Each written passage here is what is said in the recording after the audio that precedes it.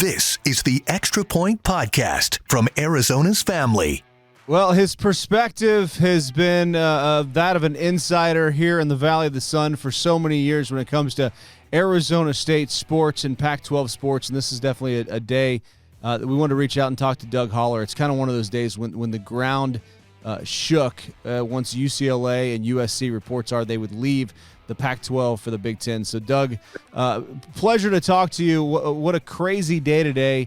I guess let's just start with kind of how you found out about today's news and your reaction to it. I was actually doing another podcast with The Athletic, and a message flashed on my screen, and we immediately stopped podcasting.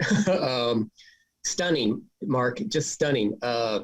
When Oklahoma and Texas left last year around this time for the SEC, left the Big 12, that was huge.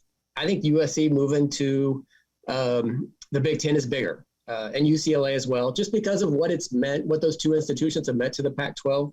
Ton of tradition.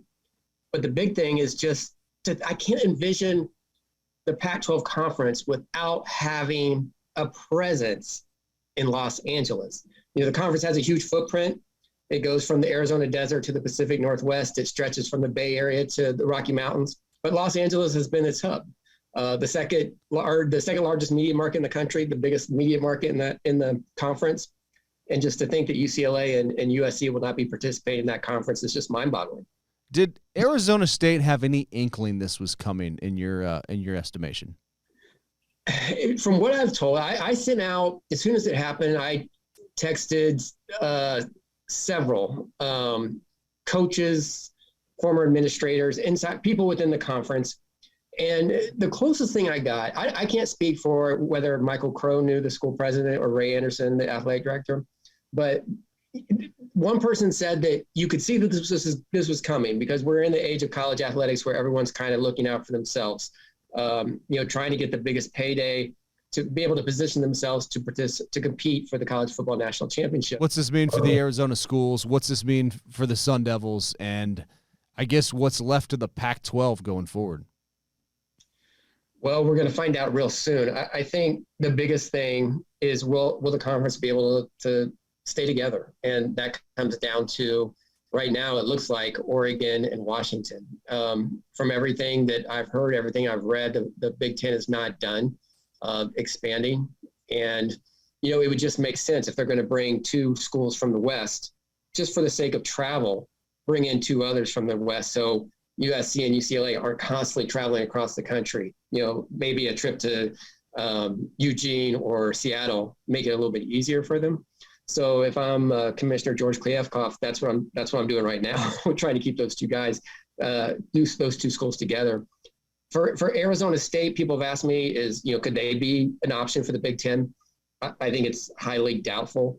The Big Ten has been on record as saying as they really want schools that are in the Association of American Universities. These are research schools. 11 of their, I think all but Nebraska, I think, is in the AAU right now. USC and UCLA are AAU schools. Washington and Oregon. ASU is not. So I think that's not an option for ASU. Expansion, if the Pac-12 decides to expand to try to keep things together, the problem with that is, Marcus, there's just not a lot of great options. I mean, the Big 12 just kind of stabilized itself.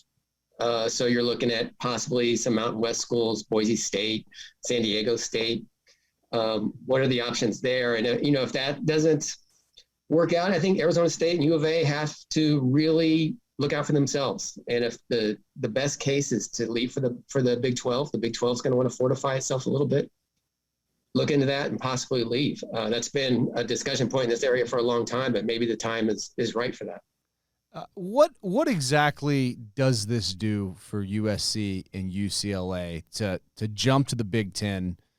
And how much money you think we're talking here are they making, or are they not losing by staying in the Pac-12?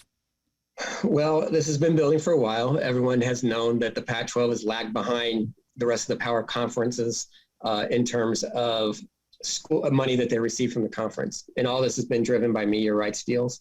It goes back to when Larry Scott was commissioner of the Pac-12. It goes back to I don't want to say the failure of the Pac-12 network, but the distribution problems that they had, just it did not produce the way they thought. In the fiscal year 2021, the Pac-12 distributed just under $20 million to each Pac-12 school. And just to compare what we're looking at here, the Big Ten got around $46 million. Wow. So, I mean, it's when you look at it like that, it's a no-brainer. Now, it does make me laugh a little bit to see UCLA and USC send out messages today acknowledging their concerns over travel for their student athletes. Okay, that's nice that they did that, but there was no consideration for their travel in this scenario. It was all about money. It's all about getting themselves in position to play in a conference, to have better resources, and to have a chance to make the college football playoff. Yeah, that UCLA versus Maryland softball game is going to be super interesting if they have a home and home there. As far as just what ASU and U of A could do here in joining the Big 12, do you think that they could fortify themselves as a super conference, the Big 12, if they could take the rest of the Pac-12 and form a league? Yeah, I mean, I think that right now a merger between the Pac-12 and the Big 12 looks like the best option for the Pac-12. Now the Big 12 may see it differently because, if you remember right, when Texas and Texas and Oklahoma left. Yeah, I don't mention that school by name either as a Texas alum. Yeah, it's okay if you leave them out. That's right, I forgot. Yeah. You're a Longhorn, right? Yep, yeah. When they left for the SEC, the Big 12 is in the same shape the Pac-12 is in right now. I mean, it was like, what's going to happen? What's the future? It looked really bleak. But then they went out and they added BYU, Cincinnati, and a couple other schools, and they look a little bit more stable right now. Now, what's the number that we're looking at? It seems like we're going to super conferences, so you could see them going to 16 to 20, whatever. So a merger does make sense. You take Utah, Colorado, ASU, U of A. Perfect. I mean, it's a good league. TCU, Houston, Baylor. No one cares about distance anymore, but geographically it makes sense. So that would be. I think that would be ideal. The thing that would really, what do you do? What does Cal and Stanford do then? Academic institutions. I have no idea what's going to happen to Oregon State and Washington State. I mean, they're kind of in no man's land up there. Where they end up, I'm not sure. And I will say this: it's not a given. I think that Arizona and ASU are connected. I don't know. I mean, I would assume they are, but I wouldn't say it's a given. Now, Arizona has a little bit more going for it right now than Arizona State does, and the fact that it's a men's basketball, traditionally a men's basketball power, and it is a member of the AAU group that I was discussing earlier. So if the Big Ten did have interest wanting to add a basketball power, Arizona kind of fits what they're looking for. I'm not saying that that's going to happen. I've heard minimal talk as far as that goes, but they do make more sense than ASU on that front. Would it just make more sense if we had 4 16-team football conferences and the top 4 played in the Final Four, and we left the conferences kind of how they are from the other sports? I mean, even just removed football. Of course it would. I feel like we're going to have sense. College football has never made sense. I mean, it's never made sense. Of course it would make sense to do that. And ultimately that's where all this is headed, whether it's 16, I don't know what the number is, but that's where it's headed, super conferences. And, it makes sense that, name, image, and likeness thing, people are playing on different playing fields already right now. I mean, there are the haves and the have-nots.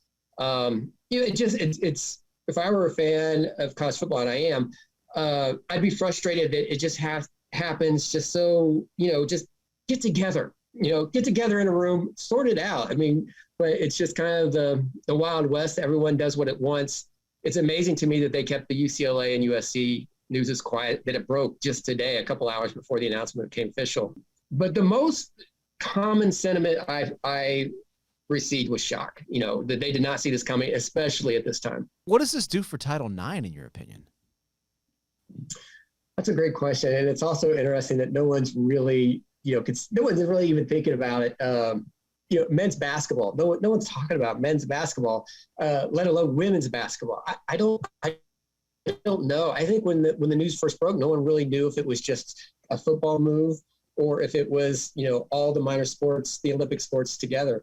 I don't know. I don't know what the answer to that right now. But I do know, there's this thought of, just getting back to the travel, and both the schools kind of, reference this, that with the more money they'll be able to afford to, charter, so they're not spending a lot of time in the airport.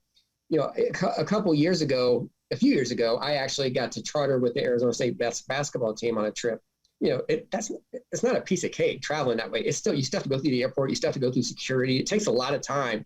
So yeah, I'm sure it's a little bit more convenient to charter. I know it is. You're not stuck at a gate in the airport with lots of people around, but it's still a huge inconvenience. I mean, traveling from LA, to Bloomington, Indiana, or, Rutgers, that's not going to be easy for any of those kids. So there are a number of things I think that are going to, the Title IX aspect and everything else that we haven't even thought of yet. I mean, it's just hard to wrap your mind around at this point. And what is the general mood on campus there at Arizona State as we're going through still, I guess, a football investigation from the NCAA, which I wonder if there's even going to be an NCAA left to investigate after this. I mean, where do things stand there? With the investigation, I check in with that every a couple of weeks, and I checked in last week, and it was still ongoing. The investigation has not concluded. It's expected to carry through the fall. Maybe by the end of the season, there might be a notice of allegation received from the NCAA. The unfortunate part of that for Arizona State is the longer it takes, the more it suffers. I mean, we're seeing that with the recruiting right now. Arizona State's had to, kind of alter its, recruiting expectations a little bit. So it's I don't want to say with it, if we're just talking about the football aspect of it, the camaraderie part of it, the spirit within the building seems pretty good, actually. I mean, they feel like the worst is behind them as far as losing coaches and all that stuff.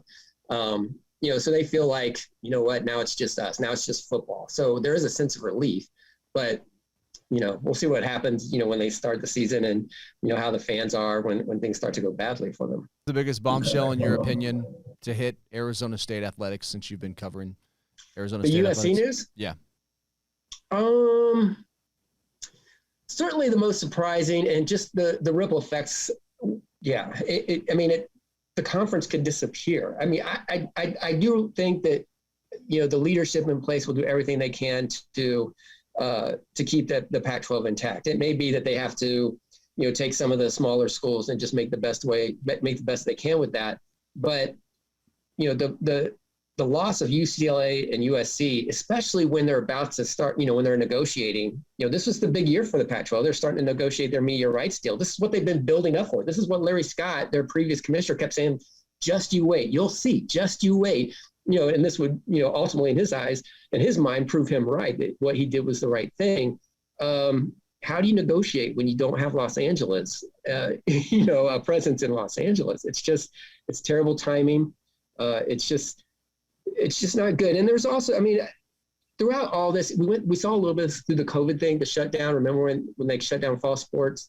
There has always been a sense, at least during my time of covering the Pac-12, it's like, what? The SEC is the SEC.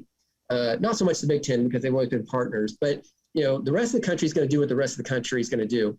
The Pac-12 is different. We do things differently. We prioritize the Olympic sports. We prioritize, academics. And it was always kind of the sense of solidarity among all the member schools. And that's another part that I think just caught people by surprise, that UCLA and USC finally got to a point where they said, enough, we gotta take care of ourselves.